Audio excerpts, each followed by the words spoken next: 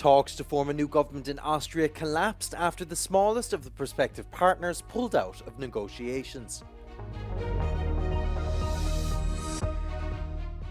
Israeli strikes have killed 56 people in 24 hours, including 30 on the night of Thursday to Friday.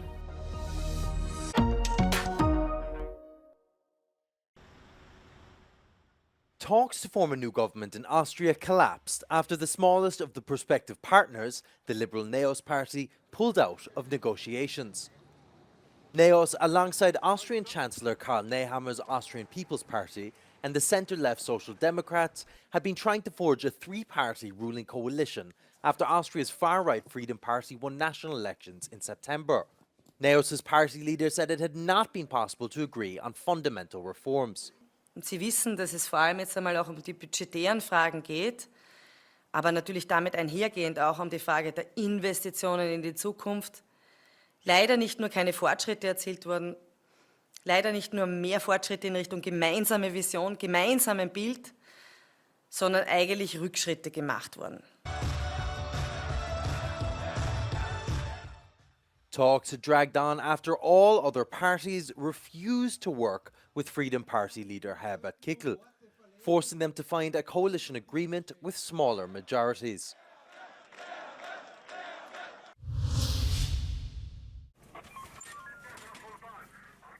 Israeli strikes have killed 56 people in 24 hours in Gaza, with 30 on the night of Thursday to Friday, including in an Israeli-declared humanitarian zone where displaced people sheltered. 2 Hamas police officers, 8 members of local committees who helped secure aid convoys, and several children were killed. At the same time, the Israeli Prime Minister Benjamin Netanyahu gave the green light to send a delegation to Qatar to pursue ceasefire negotiations. The Israeli media announced that this delegation would leave on Friday. The Israeli military claims to have intercepted a missile early on Friday from Yemen, where Houthi rebels launched several attacks on Israel in recent weeks.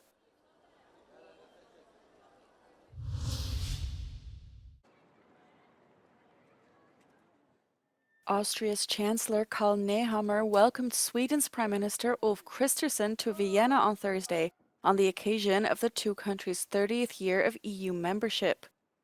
The two leaders held talks focusing largely on migration. Wir sind Verbündete im Kampf gegen das Thema illegale Migration.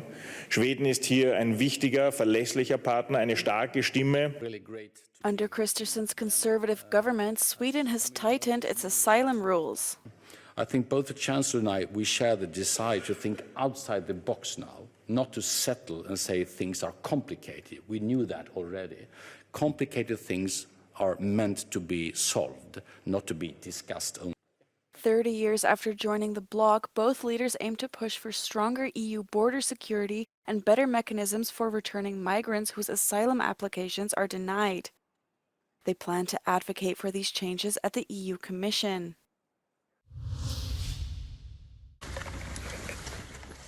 Thousands of people have attended a vigil to remember the 12 victims of a mass shooting in Montenegro. It happened on Wednesday in the central town of Cetinje when a man started a shooting rampage after a bar brawl, killing 12 and wounding at least 4 others. 2 children were among the victims, and the man, named as 45-year-old Arko Martinovic, died after shooting himself in the head. To je nesreća čitavog grada, to je, ne znam, užasna tragedija. I mislim da društvo mora poraditi na tome da se ovakve stvari više ne događaju. The government has declared 3 days of national mourning, and all planned New Year's festivities have been cancelled throughout the country.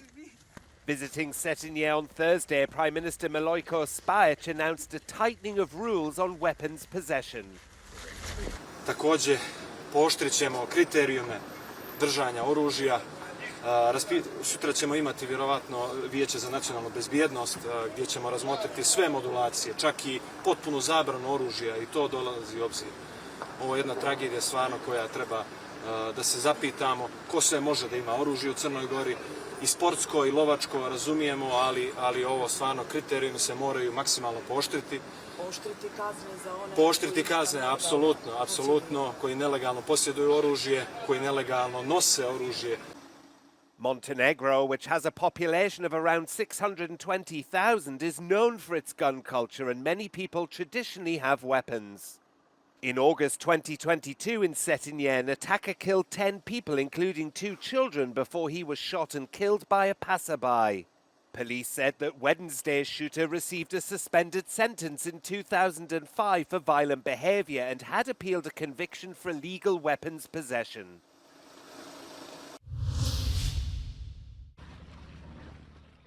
The UN Children's Fund has urged governments to prioritise the safety of migrant children whose parents are killed at sea. The UNICEF statement comes after 2 boats sank in waters off eastern Tunisia on Thursday, killing at least 27 people. It's a popular departure point for irregular migrants hoping to make it to Europe. È intollerabile che un bambino debba poter vedere la propria mamma davanti ai propri occhi morire. È intollerabile che un bambino possa morire sotto nelle acque del mare. Ma ne abbiamo visti troppi e non possiamo pensare ogni giorno che tanto quello è l'ultimo, perché dal 2014 ad oggi i numeri parlano chiaro. According to the International Organization of Migration's Missing Migrant Tracker, 2,275 people were unaccounted for in the Mediterranean in 2024. That brings the total number of people missing since 2014 to more than 31,000. The majority of those are believed to have died on the perilous central Mediterranean route, which is used by people smugglers from Libya and Tunisia to ferry people towards Italy. According to Eurostat, in 2023, more than 2,200 people considered to be unaccompanied minors filed asylum applications with Italian authorities. For Greece in the same year, that figure was over 2,600, while Spain handled just 30 such applications. Applications for asylum from unaccompanied minors across the whole of the European Union have generally fallen steadily from a peak of more than 88,000 in 2015.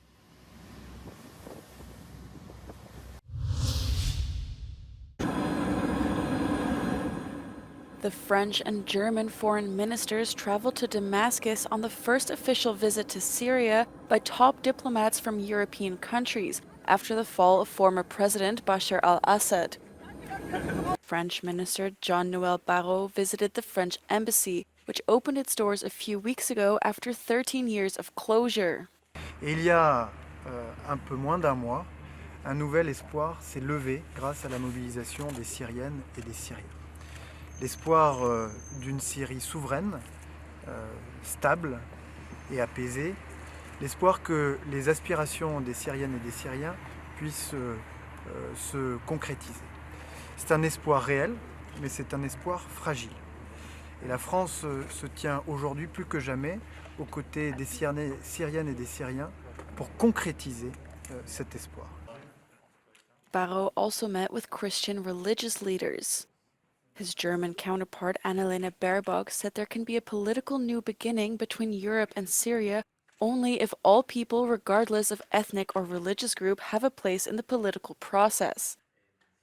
Baerbock and Barrot are meeting the leader of HTS, the group that toppled Assad, Ahmad al-Shara, and representatives of Syrian civil society on Friday.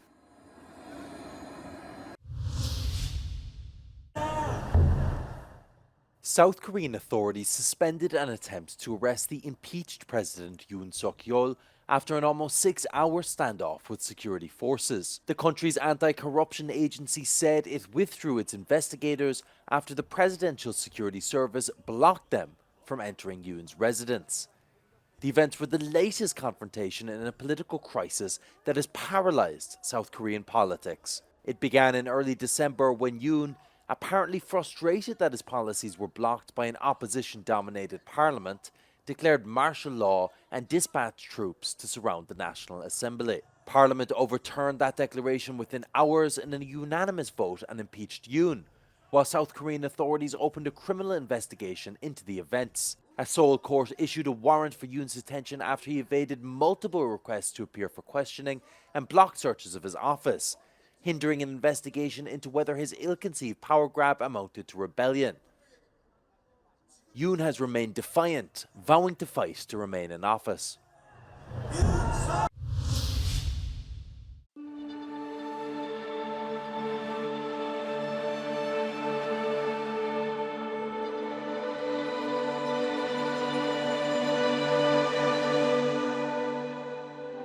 In June 2024, we uncovered around 200 dinosaur tracks. We found 4 long trackways up to 150 metres long from sauropod dinosaurs. So these are long-necked, 4-legged herbivorous dinosaurs. So probably something like a Ceteosaurus, so about 18 metres in length, about 10 tonnes. And then we found 1 theropod track. And the theropod track is probably from Megalosaurus. So this is probably very fearsome mid-Jurassic predator. It was carnivorous dinosaur, and it leaves these very distinctive 3-toed tracks behind in the sediment. Very classic, what you would expect a footprint to look like, with a little claw mark in some cases.